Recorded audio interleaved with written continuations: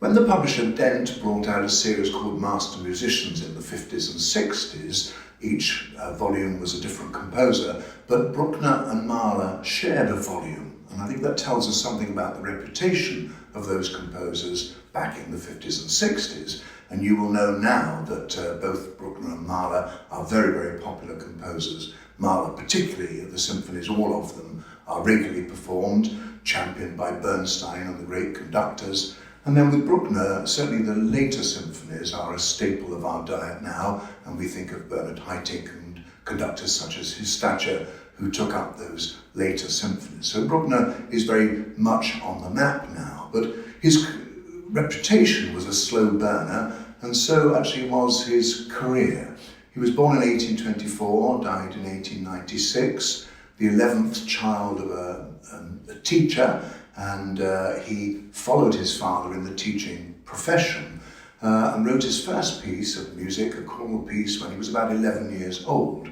But he was very much a teacher and a theorist, and I think we forget that he was principally an organist. He was a choir boy at St. Florian, and in fact he's buried there under the organ, and the organ is called the Bruckner organ and was restored in fact by Hitler, and we might talk about the reputation that Bruckner slightly suffered because of the Nazis at the time of the war.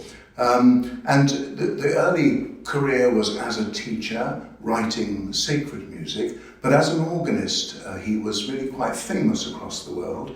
He actually came to London and did a recital or two at the Royal Albert Hall and also at the Crystal Palace. And he was particularly good at improvisation, so I understand at that recital in the Royal Albert Hall, they presented him with a theme and said, could you improvise on that?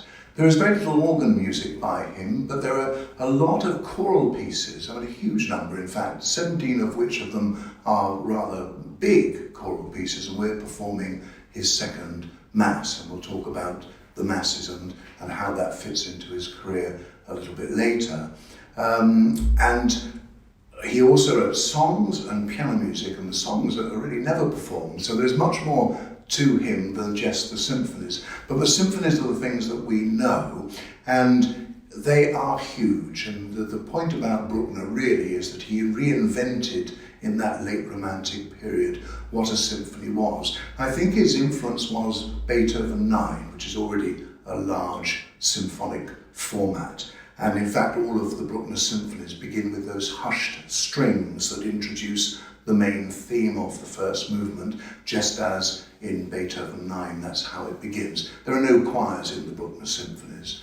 And throughout his career writing these symphonies, they were not well received. Number 3, when he performed it, he conducted it himself, was a total disaster. People left during it and the orchestra left immediately afterwards. And it's only really with the 7th symphony that he gained some success. And that, coupled with his insecurity, meant that quite often he would revise his works. And in fact, with the 4th symphony, I think there are 7 different versions of it, and that's caused us great problem when we're performing what edition do we use. And again, the first editions were published under the auspices of Hitler by an editor, Haas, and then other editors have come along and looked at the manuscripts and decided that we should have other editions published. With our Mass number 2, which we're performing, there were at least 3 editions of that, and that's caused us a little bit of problem because the different vocal scores are clearly a little bit different. And so Bruckner is an important composer now, but not so much in his own lifetime. And there was this dilemma about, was he a radical, or was he carving a new niche? And really he did reinvent the symphony in the way that Mahler takes it up into this big, all-embracing edifice. And the choral pieces are, because he was connected with organ and an organist, at St. Florian's particularly, the choral pieces, the sacred ones certainly, were written for church performance. Now our Mass is the second of 3 that he numbers. There are 7 Masses altogether, and the last 3 have the numbers 1, 2 and 3. The first and the third are written for full symphony orchestra with soloists, and this second one is scored for wind instruments only. And you read everywhere that this was to appease the St. Cecilians. Now the Cecilians, St. Cecilia is the patron saint of music, they were theorists and musicians who wanted to go back to the early music of Palestrina, a rather simple, straightforward musical style. And that you can see in the works of Gounod, his masses, and perhaps also Liszt with his Missa Choralis. And this idea of simpleness comes across in the second Mass in the Kyrie, which is written for 8-part choir, sounding very like modern Palestrina, if you like.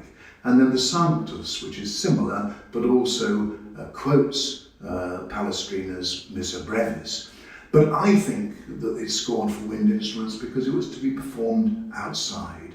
It was written for the consecration of a votive chapel at St. Florence, or no, Linz Cathedral, in fact, and was performed outside. And if you're performing outside, stringed instruments are not such a good idea. I wonder, in fact, how well the choir carried in the open air.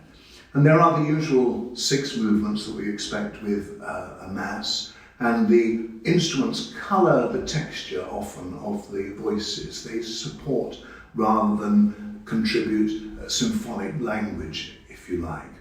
And we found the piece challenging because Bruckner was very influenced by Wagner. He was a great Wagner fanatic. The 3rd Symphony is dedicated to Wagner, and he met Wagner the man. He went to the operas. As far as we know, he didn't ever intend to write an opera himself, and in fact seemed not to understand what the plots were.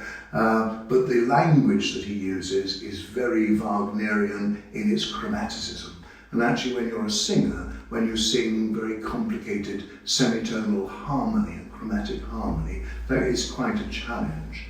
And this thing about Wagner and that influence got him into a bit of trouble when he was teaching as a lecturer in Vienna, because in fact the big critic Hanslick was very anti-Wagner, and so Hanslick was inevitably anti-Bruckner as well, which is one of the other reasons that Bruckner found it hard with his reputation. Also in the concert we're giving his motet Es Ecce Sacerdos Magnus, and that's scored for brass instruments and was written for the arrival of the bishop at a particular service. In fact, I think I understand that at the first performance this piece wasn't performed and something else with the same text was substituted. And we're also performing the Fauré Cantique de Jean Racine, which I've orchestrated for wind instruments, because that's the only instruments we have for the concert. And then a new piece which I've written, which is called Nothing Can Be Beautiful, Which Is Not True.